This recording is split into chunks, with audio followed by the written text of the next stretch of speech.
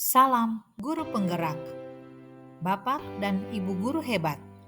Saya Elizabeth Kilmas, calon guru penggerak angkatan 10 dari Kabupaten Maluku Tenggara, akan menyampaikan koneksi antar materi modul 1.4 tentang budaya positif.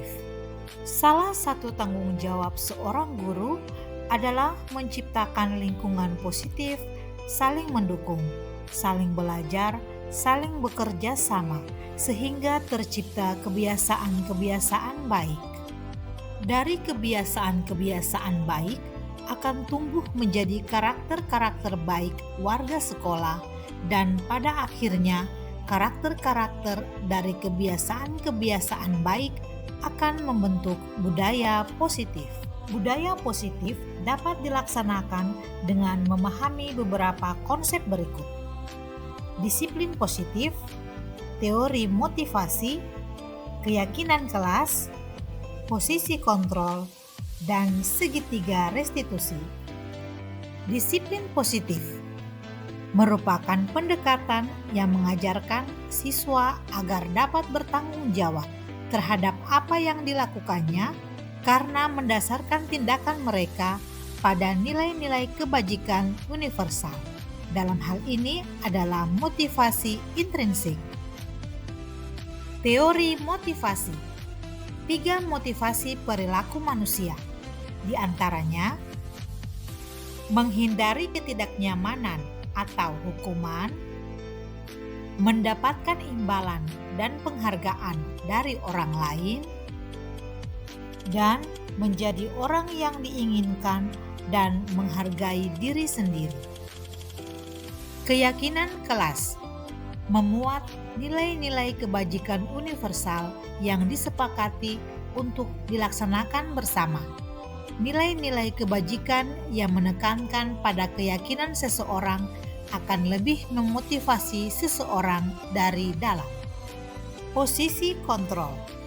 5 posisi kontrol guru, diantaranya sebagai penghukum, pembuat rasa bersalah, teman, pemantau, dan manajer.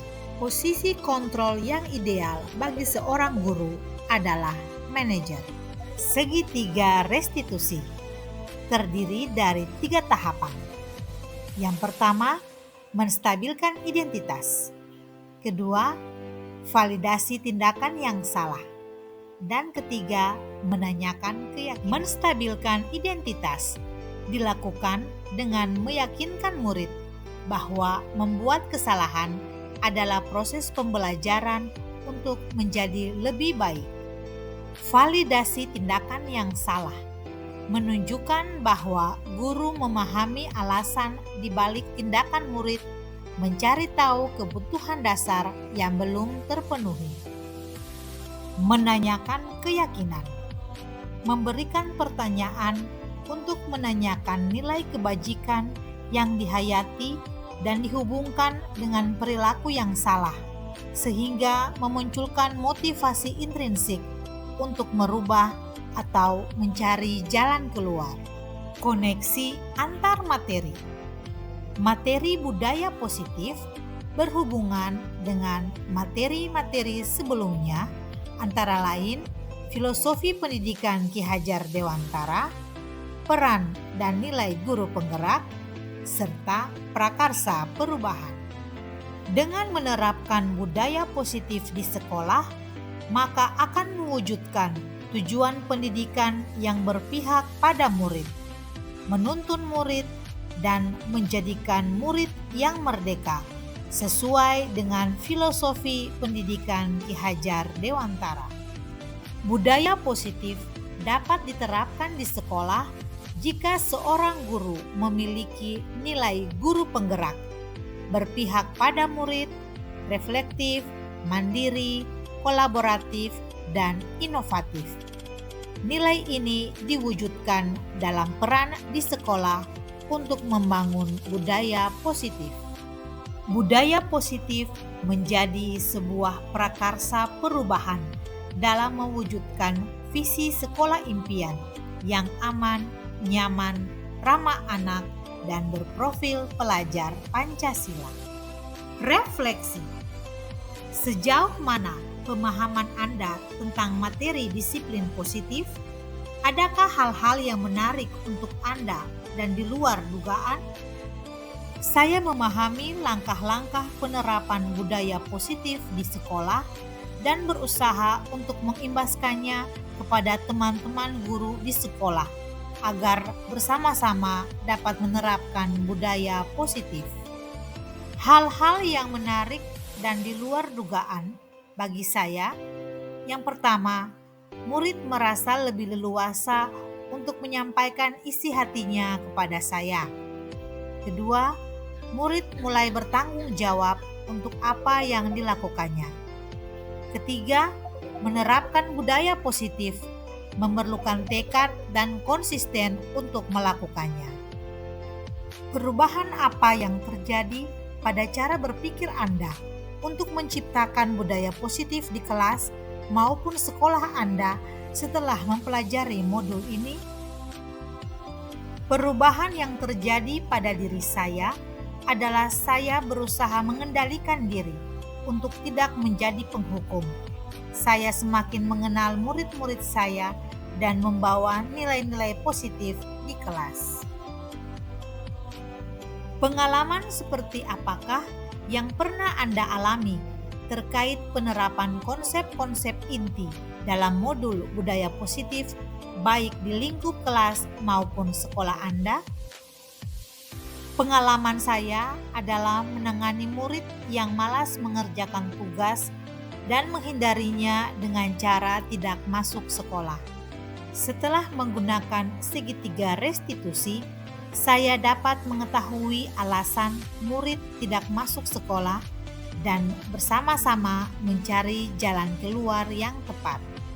Bagaimanakah perasaan Anda ketika mengalami hal-hal tersebut? Saya merasa senang karena murid saya dapat terbuka tentang permasalahan yang dihadapi dan bersama-sama dapat mencari jalan keluarnya. Menurut Anda, terkait pengalaman dalam penerapan konsep-konsep tersebut, hal apa sajakah yang sudah baik? Adakah yang perlu diperbaiki? Hal yang sudah baik adalah munculnya motivasi intrinsik dalam diri murid, menyadari dan mencari jalan keluar dari permasalahan yang dihadapi. Hal yang perlu diperbaiki, saya sebagai guru harus terus belajar dan berusaha menjadi seorang manajer bagi murid dan bukan lagi sebagai penghukum atau pembuat rasa bersalah. Sebelum mempelajari modul ini, ketika berinteraksi dengan murid berdasarkan 5 posisi kontrol, posisi manakah yang paling sering Anda pakai dan bagaimana perasaan Anda saat itu? Setelah mempelajari modul ini, posisi apa yang Anda pakai dan bagaimana perasaan Anda sekarang? Apa perbedaannya? Sebelum mempelajari modul ini, saya berada pada posisi kontrol sebagai penghukum dan pembuat rasa bersalah. Saya berpikir dengan memberikan hukuman dan konsekuensi, seorang murid dapat menjadi disiplin. Namun, pemahaman saya berubah setelah mempelajari modul ini. Saya mulai memposisikan diri sebagai manajer, bersama murid mencari penyebab dan solusi untuk permasalahan yang dihadapi. Sebelum mempelajari modul ini, pernahkah Anda menerapkan segitiga restitusi ketika menghadapi permasalahan murid Anda? Jika iya, tahap mana yang Anda praktekkan dan bagaimana Anda mempraktekannya? Saya pernah menerapkan segitiga restitusi, namun hanya satu tahapan, yaitu pada tahap menstabilkan identitas. Saya selalu menanyakan alasan mengapa murid saya melakukan hal yang melanggar peraturan.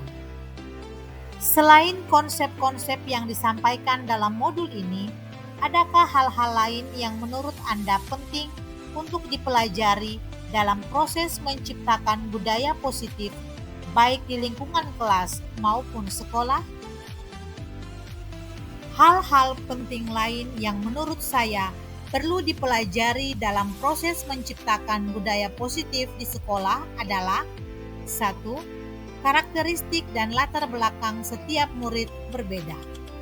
Kedua, untuk itu perlu adanya kolaborasi dengan orang tua agar budaya positif ini dapat konsisten dilaksanakan, bukan hanya di lingkungan sekolah, namun berlanjut di rumah.